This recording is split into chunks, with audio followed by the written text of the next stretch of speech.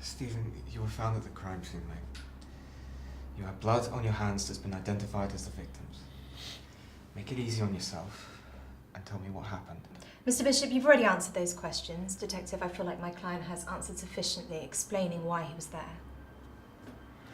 Can you explain to me one more time why you went in there, Stephen? I told you, I heard screaming and the door was wide open. I didn't go in, I just looked in. See, this is the third version of the events you've given us. You still haven't explained the blood on your hands. It must have been on the door. No.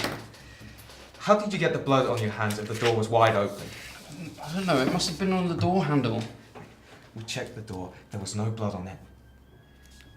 I advise you not to answer any further questions, and you already know about my client's compulsive tendencies. Inspector, can I have a moment with my client?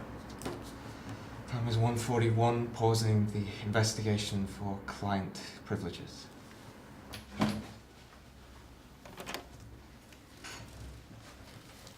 Mr. Bishop, I advise you to be very cautious. The contradictions they're finding in your statement, they're not helping us. Please remember your previous convictions, okay? They're not going to work in your favour. You're acting erratically, Mr. Bishop. We've got 3 hours left until they have to charge you or release you, and at this stage it looks like it's likely they're going to charge you. I saw someone. Do yourself a favour. If you keep making up these stories, then they're going to throw the book at you. I'll advise you to just... You had sufficient time? Yes, I believe my client is ready to resume questioning. Time now is 1:41. This is Detective Inspector Baker resuming the interrogation of Stephen Bishop. So the blood on your hands. Did you enter the room? Did you hurt the child? Yes. No! Yes. No, I walked in a little, okay? What did you do then, Stephen? I just... You viciously attacked that child. Mr. Bishop, you don't have to answer that question. There was a woman there. Mr. Bishop, I advise you not to speak anymore. Is this when the blood came into contact with your clothes and hands? Now, I picked him up. It was covered in blood. It had a name! His name was Jamie and he was 5 years old! I didn't go in. I didn't go in to hurt anyone. Stop lying! I'm not lying. I just picked up the bear and I put it back on the table. It was all red and wet.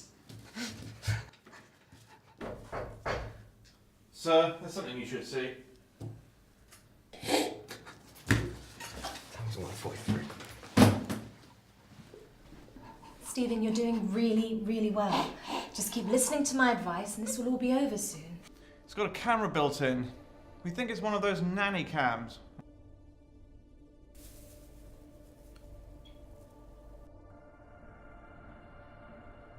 I did as you said. I turned up.